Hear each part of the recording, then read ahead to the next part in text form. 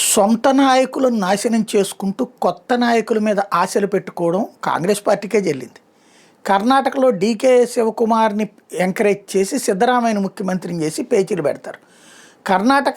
కేరళలో సతీషన్ని తీసుకొచ్చి ఆ పైన మిగతా ఇద్దరితో పోటీ పెట్టి ఇప్పుడు వాళ్ళనే ఏడిపించుకు తింటారు.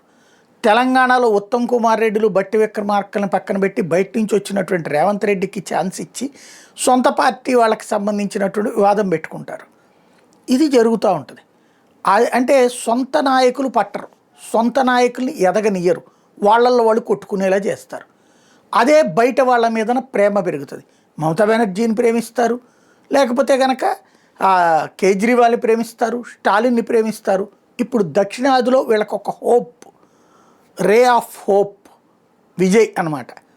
అర్జెంటుగా రాహుల్ గాంధీ విజయ్ ప్రమాణ స్వీకారానికి వస్తుంటాం. ఈవెన్ విజయ్ కుటుంబం కూడా ఫ్రమ్ ద బిగినింగ్ కాంగ్రెస్ అంటే ఇష్టపడుతూ ఉండటం. విజయ్ తండ్రి విజయ్ని కాంగ్రెస్ వైపుకి టర్న్ చేశాడు. విజయ్ కూడా ఇక అదే రూట్లో పోతున్నాడు. ఇంకోటి హిందుత్వ సిద్ధాంతానికి వ్యతిరేకం అని చెప్తున్నాడు కాబట్టి దాన్ని ఇతన్ని సినిమా సెలబ్రిటీ కాబట్టి దక్షిణాది మొత్తానికి వాడతారా విజయ్ని చూడాలి.